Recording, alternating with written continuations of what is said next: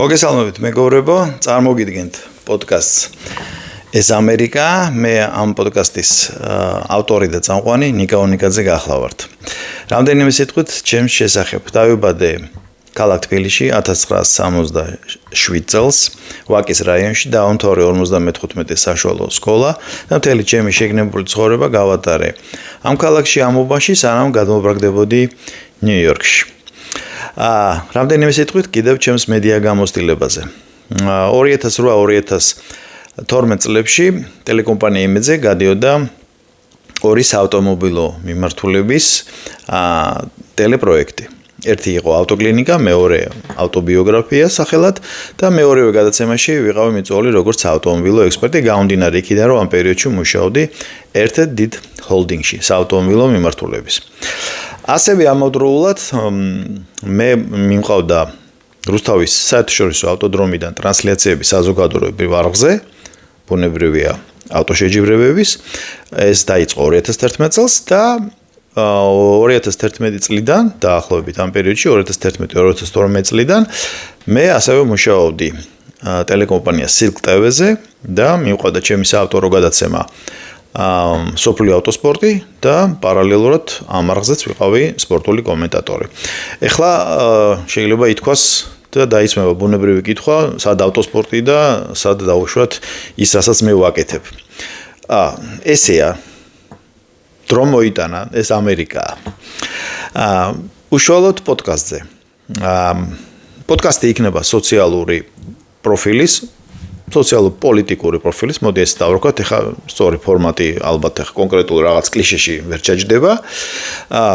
იქნება მონოსტრიმული, ანუ მე მონოლოგი ჩემი და პლუს მეყოლება სტუმრები გარკვეული პერიოდის შემდეგ, არა სტუდიაში, არამედ ონლაინ და მოკლედ ვისაუბროთ ამერიკაში საჭირო საკითხებზე, გაგაცნობთ ინფორმაციას საშუალო შეწონილი ამერიკელის დანახულ რეალობიდან.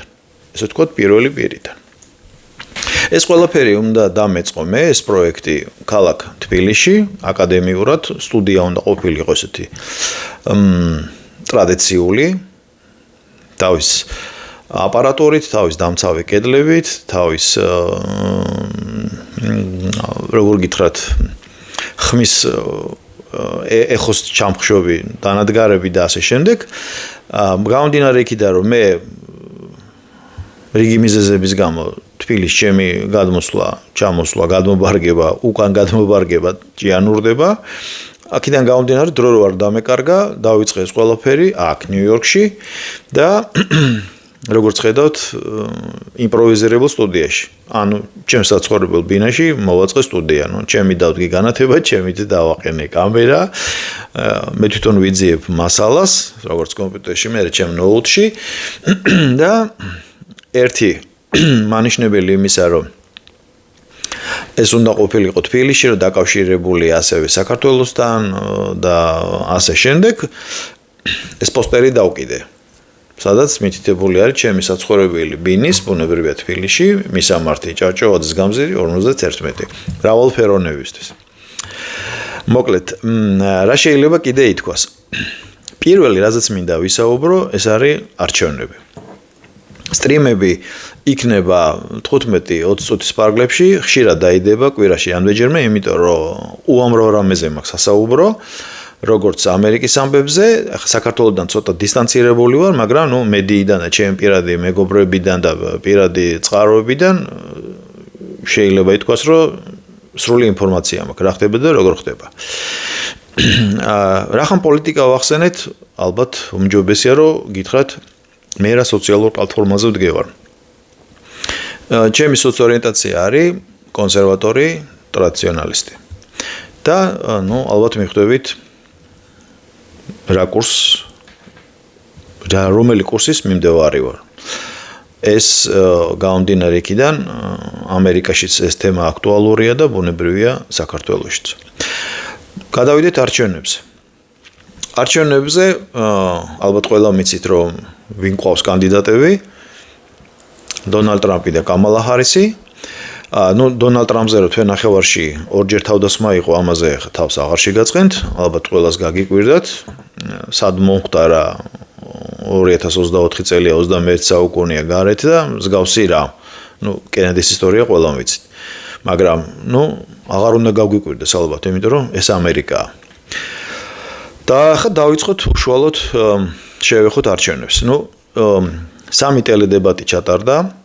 ერთი ტრამპი და ბაიდენი, ყველა მიცით როგორ დასრულდა ტრამპის ესა ბაიდენის ფიზიკური უძლურების გამო ის საერთოდ გამოთიშეს საპრეზიდენტო ბოლას და ის დებატებიც ტრამპის სასარგებლოდ დასრულდა. ყველა მიცით, ყველა ნახეთ ეგ. შემდეგ იყო მეორე ტური უკვე ტრამპი კამალა ჰარისი, იქ როგორც ამბობენ ლიბერალური მედიები ამბობენ რომ კამალამ გაიმარჯვა, რესპუბლიკელები ამბობენ რომ ტრამპს ჰქონდა უპირატესობა.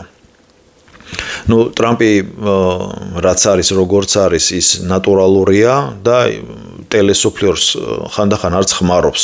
სხვათა შორის ტელესუფლერს რო არ მიყვებოდა ბოლომდე, ზუსტად ამ გარემოებამ გადაარჩინა, რომ პირველ თავდასხმის დროს ტყუის მსროლელმა ტყუის ტრაექტორია არასწორად გათვალა. ანუ კიდე კარგი რომ სუფლერს არ გაყვა და რაღაც იმ მომენტში თავი მიატრიალა და მხოლოდ ყურში მოხვდა ის ტყვია. რაც შეეხება კამალას გამარჯვებაზე ჯერ ბევრს ესაც ეჭვიეპარება, მე დემპარტიას არ გულისხმობ და დემოკრატიულ ფლანგს. მაგრამ ამ ორიოდე დღის წინ ერთ-ერთი შეხვედრა ჰქონდა ამ მორჩეულებთან, ეხლა წინა საპრეზიდენტო რალია ამერიკის შეერთებულ შტატებში და გაეთიშა სუფლერები. და ეს იყო საშინელი სანახავი რა. იმიტომ რომ ფაქტობრივად ვერაფერი ვერ თქვა, აზრი ვერ ჩამოაყალიბა, რამდენიმე სიტყვას იმეორებდა, პერიოდულად ანაცვლებდა, მაგრამ აბსოლუტურად უაზროდ და უშინაარსოდ. ბუნებრივია დამსწრე საზოგადოებამ მკუხარი ტაშით აიტაცა ეს ყველაფერი. აქედან გამომდინარე საღად მოაზროვნეს არავის არ ჯერა, რომ ტრამპი კამალა ჰარისის დებატების დროს კამალამ გაიმარჯვა. თან ამბობენ, რომ კიდევ